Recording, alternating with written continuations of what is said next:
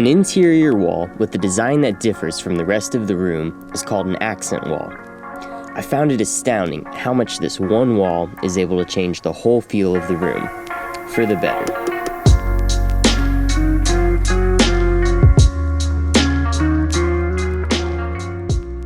Let's take a look at how it all came together. First up was the wall-to-wall upper shelf.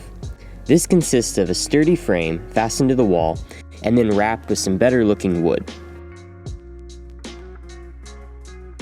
Then, I covered the lower section of wall with some thin panels, followed by the battens to form the board and batten pattern.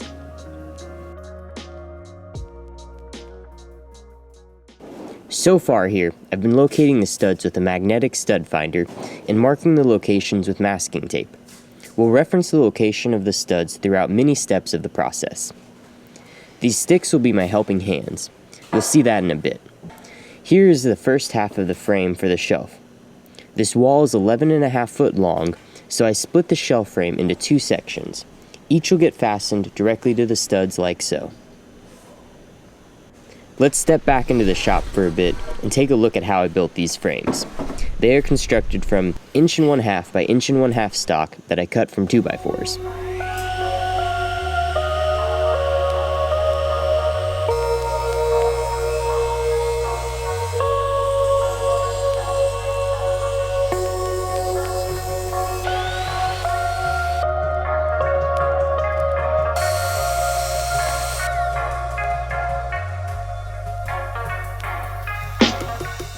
Here are all the pieces.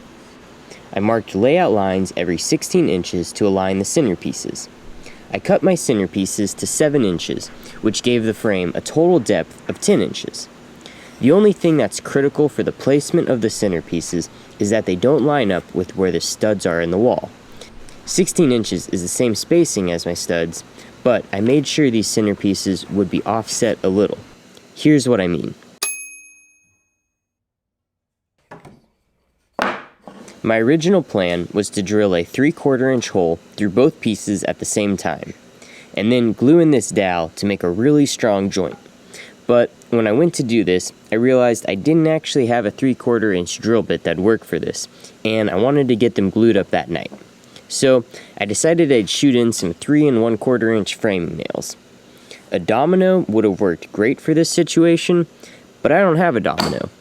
I do have a framing nailer, so I used that. You know, when in Rome. I added glue, clamped the 2 pieces together, then shot in the nails. The second nail totally blew out the top of the centerpiece. These nails are what you'd use with 2x4s to frame a wall, but getting 2 into a 2x2 is a little tight. Check it out here. That second one was way too close to the edge. I disassembled this one and started over.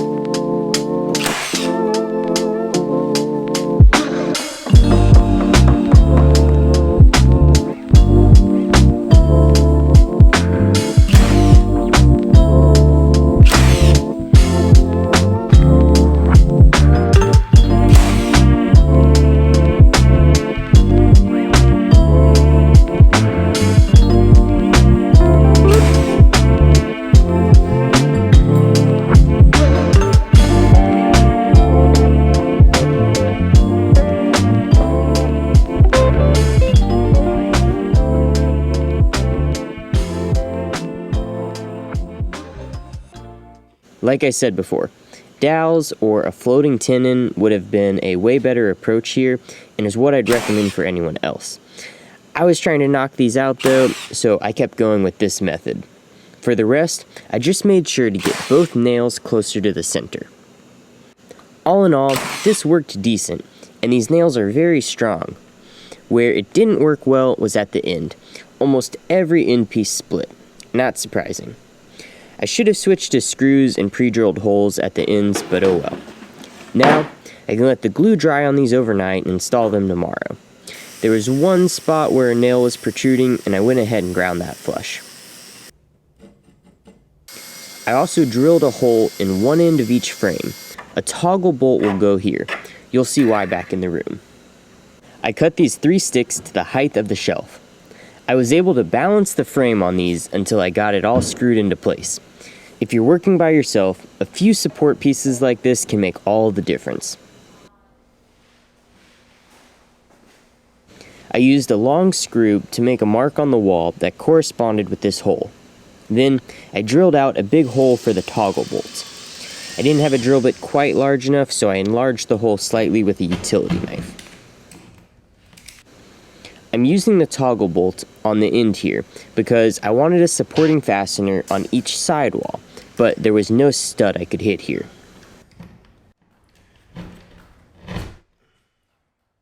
Once fit through the hole, it springs into place with a click. I didn't tighten the toggle bolt yet. On the other end, I added a shim underneath the spot where I would screw the frame into the stud. Then I drove a number 10 by 3 1/8 inch deck and framing screw through the frame and into the stud. Run it back. So why the shim? Well, I expected this shelf would probably end up sagging slightly over time, so I figured why not just angle it up a little bit from the start. With the other end fastened, I went back and tightened the toggle bolt. I used a level here to make sure the shelf was level. I also used some shims to fill in a small gap between the frame and the wall. I actually made each frame a 1/4 inch shorter than it needed to be, with the plan of using shims to account for any irregularities in the wall. This shouldn't come as a surprise, but in homes, most walls aren't flat and most corners aren't quite square. Now, I added a screw at each of the other stud locations. Also, a shim to match the slight angle of that first one.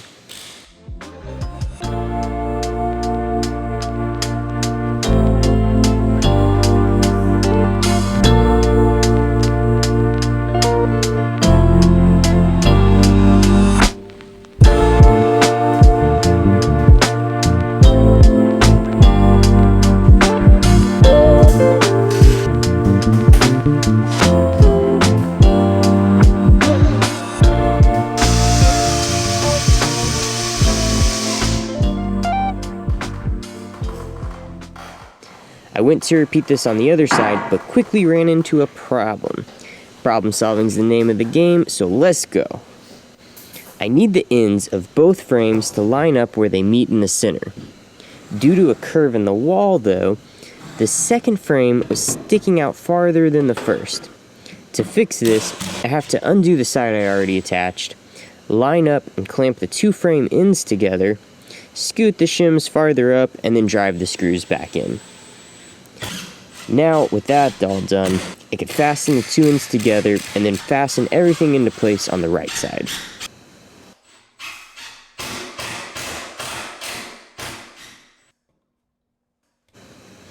For extra strength, I went back and added a second screw at each stud location to really lock everything into place. The first screw went in from above, angled down, and the second screw went in from below, angled up.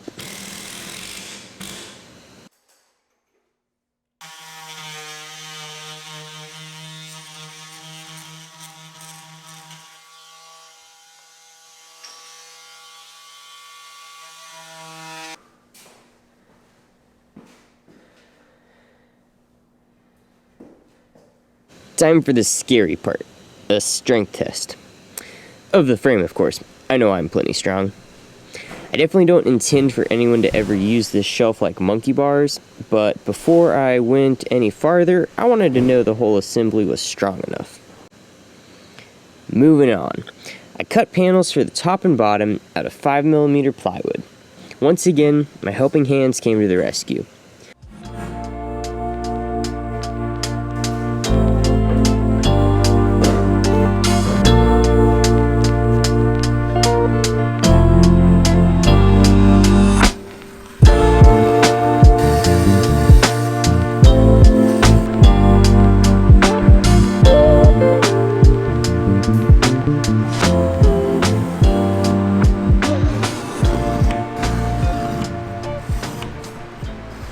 I intentionally left this front edge long when I cut this panel so I could mark and cut it to match up evenly with the frame. I used construction adhesive and brad nails to hold this all together.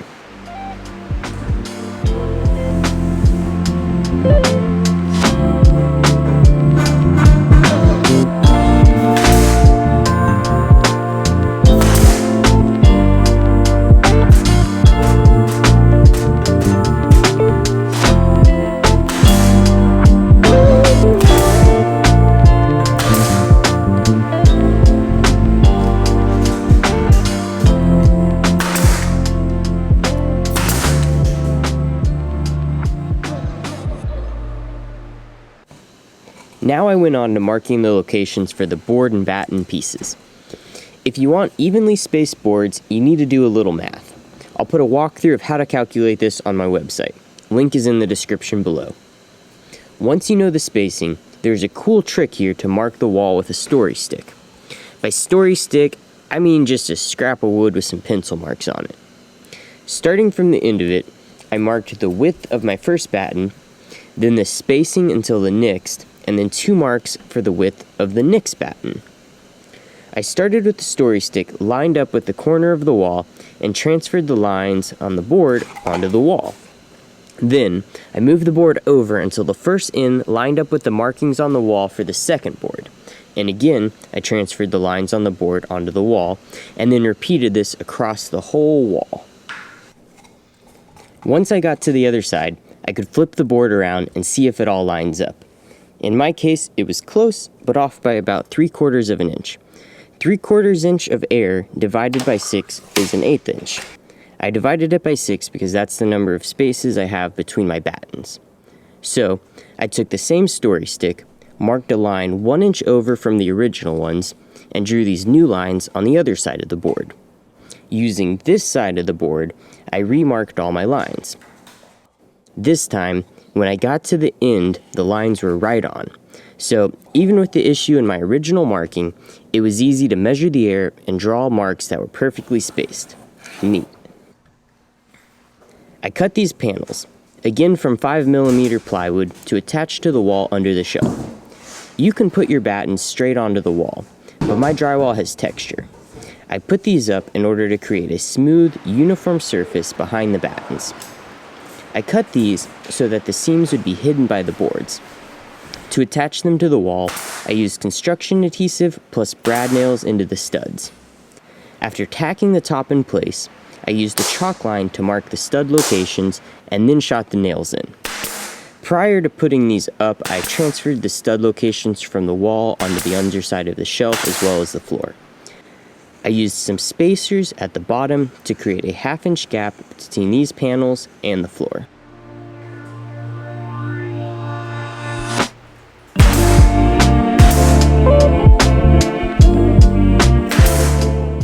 I got the third one tacked in place before realizing I forgot to make a cutout for the outlet in the wall. Oops, but still fixable at this point. Multi-tool to the rescue.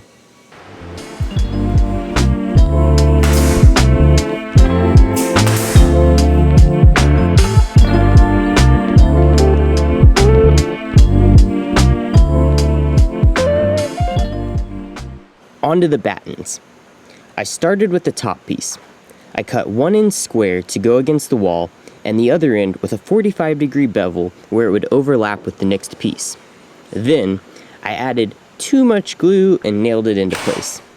Again, nailing at the stud locations. I switched to 16-gauge finish nails for the top and bottom pieces, but 18-gauge brad nails would have sufficed.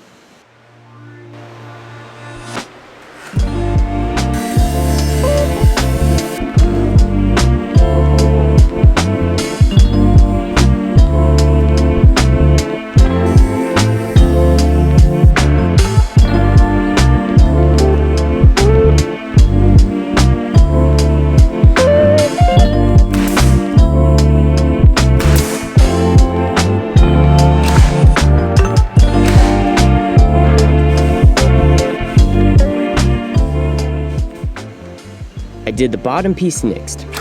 This was the only section I didn't add glue to, mainly because I'll eventually be continuing the tile floor I'm installing in the rest of my house into this room, and I may need to remove this bottom board when I install the tile.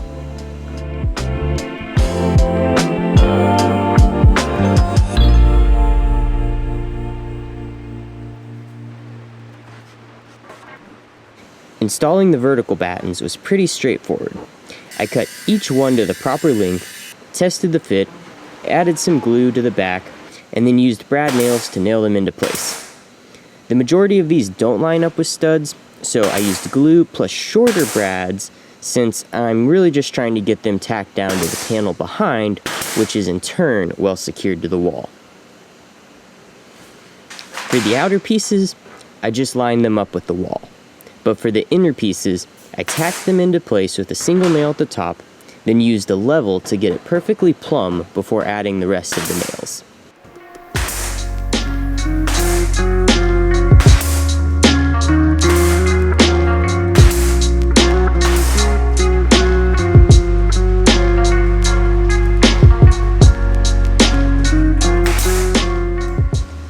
The last piece of wood I needed to add was the front face to the shelf.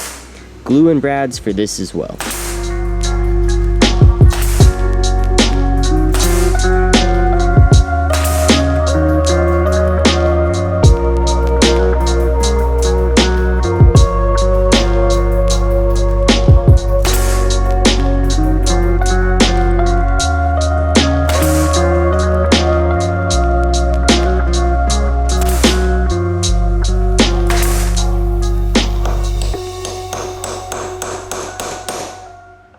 I set the bottom of it flush to the underside of the shelf, but cut it so that the top sat a little proud.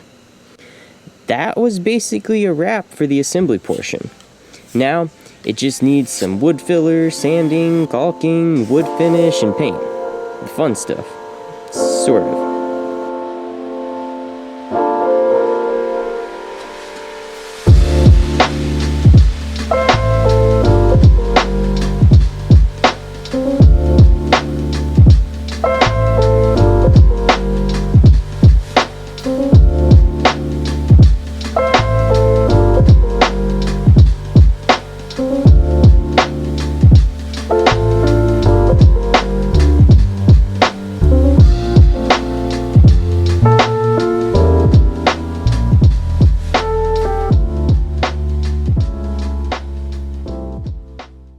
Before this video closes out, I did want to come in and give a few reflections on the project. I'll jump right into that. I really just have two. So the first one is about this plywood I used, both on the top and bottom of the shelf, as well as behind the battens. And it worked great for the shelf portion, and it matched the red oak I used on the front of it. But for using it behind the battens, what I found is that it didn't accept paint very well. Now, this particular plywood, it's a 5mm plywood. It's almost always in stock at my local Big Blue store, and I've used it for many things before. Like, it's a pretty decent, thin plywood. But the veneer is made, I don't know if you can see that, of all these really thin, strips almost. And when I painted it, some of that kind of popped out, in, thin strips.